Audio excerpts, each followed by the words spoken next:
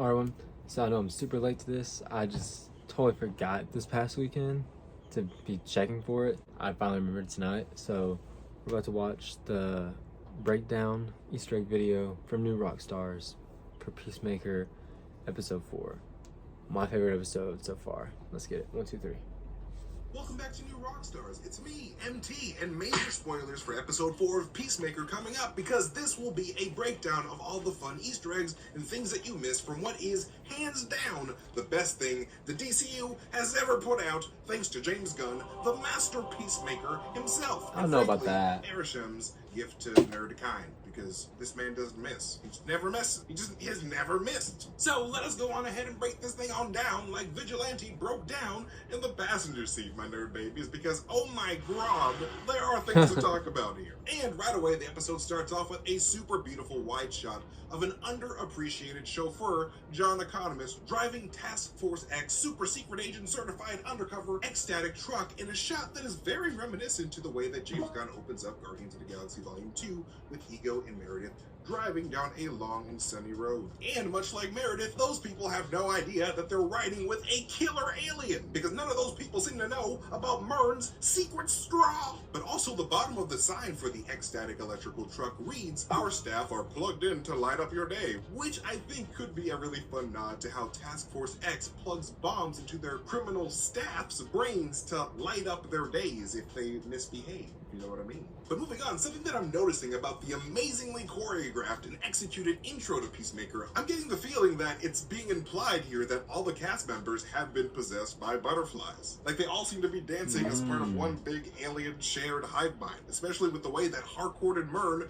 enter the sequence with their arms out like puppets. But hey, then again, not all that off, considering that all the agents of Task Force X are just as disposable to Waller as human bodies are to all of these butterflies. And a little later, Peacemaker continues the trend of making the most obscure and ridiculous characters from DC Comics past canon in the DCEU, with Peacemaker's shout out to Matter Eater Lad, the DC hero with the power to, you guessed it, eat any and all matter at will. I didn't even hear him say that. Getting nausea, heartburn, indigestion, upset stomach, or diarrhea. No wonder he's from the planet Bismol. That's not a joke. Like, there was actually a Pepto-Bismol-ass Krypton in the DC universe where everybody on that planet evolved to be able to eat anything in the universe because a plague made all of their food inedible. And a little later on in the episode, we can see our favorite little superhero bunny, Ultra Bunny, on Vigilante's dash with a message that reads, "Obstacles are opportunities," which put a huge smile on my face because I knew that Ultra Bunny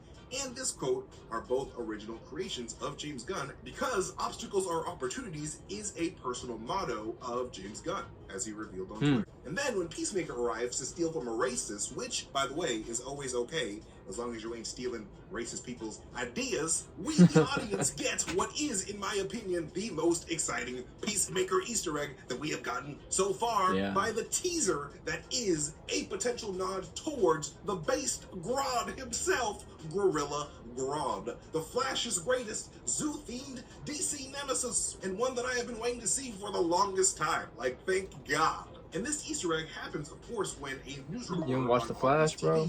mentions authorities struggling to grasp the mystery of Charlie the silverback gorilla's disappearance. Chaos at the Evergreen Zoo this morning as zookeepers report Charlie the silverback gorilla is missing. And judging by what this show seems to be setting up with these butterflies having been secretly planted across the world for the longest time, it seems to me that Peacemaker could very well be a secret origin story for jungle god Gorilla Grodd, because I can very much see a brain-crawling butterfly being the cause for Charlie the gorilla becoming a sentient primate of crime. A primate. And moving on, when Peacemaker is stealing all of his dad's old helmets, we can see one helmet with the name Bound for Good underneath, and another with the words X-Ray Vision, in addition to an old Peacemaker shield in the background that looks like one that his dad used to use. And then immediately after this, we finally get a glimpse at an insanely comic-accurate version of the White Dragon suit that Peacemaker's dad used to wear during his prime supervillain days Nazis as the racist warrior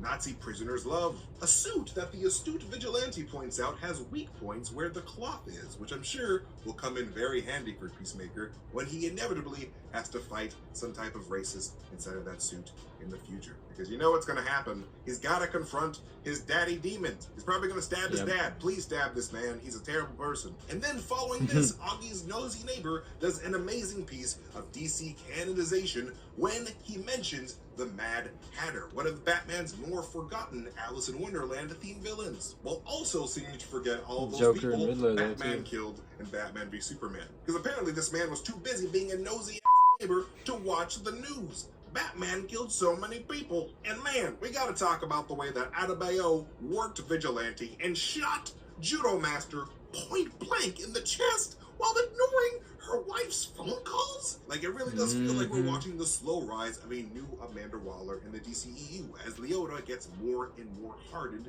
to the job. It's almost like we're watching Amanda Waller's own rise to power, but in a different form. Because that marksmanship is definitely one of Leota's gifts that Amanda Waller mentioned in an earlier episode. Ignore your God-given natural talent. But anyways, before Vigilante gets himself arrested on purpose in the most hilarious way possible, you can see an Evergreen police officer holding a newspaper that further teases the disappearance of based broad Charlie the Gorilla, but also teases a potential plot to DC's upcoming Black Adam project, with the headline stating that Intergang, a group of Prime Lord Superman villains who are secretly being fed weapons and technology from Apocalypse by, Darkseid's people, has used these weapons to seize control of Black Adam's nation of Kahndaq, which is something that I'm sure Dwayne "The Rock" Johnson will not be too pleased about this July. Not at all. But this very much also confirms that Darkseid is very much coming to the DCEU very soon. Well, again, but, Snyder Cut didn't necessarily count, I guess. And of course, we also get a reference to 1970s Disney dinguses, The Apple Dumpling Gang by Myrn, while chastising his team, who seems to have a really oddly solid knowledge of human media despite being a freaking insect from outer space trapped inside a black man's body. Run, economist, you gon' die next. I'm just kidding. But actually, if Project Butterfly does indeed have its roots within the scarabs of the alien Reach race of the DC Comics, then much like Blue Beetle's scarab was repurposed to fight for humanity instead of for the invasion of humanity, maybe Myrn's butterfly is doing the same for the DCEU as a good butterfly. Because much like Starro and the Suicide Squad, there seems to be a lot more to these aliens than Amanda Waller is letting on. Butterflies, they're not what you think they are. Shouldn't have brought judo to a gunfight. But anyways, those are all the major Easter eggs and things that you may have missed in this episode 4 of Peacemaker.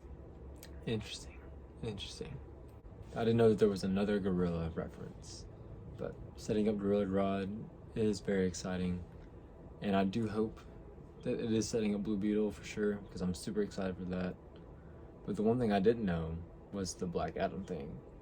I don't even remember how to pronounce it, what he said, but yeah, I'm very excited for that too. Always worth checking out the breakdowns. Let me know if you caught any of these, or if there's something else that they didn't catch. Leave a like, subscribe, and come back Thursday for the Peacemaker episode 5 review. And we'll see you next time.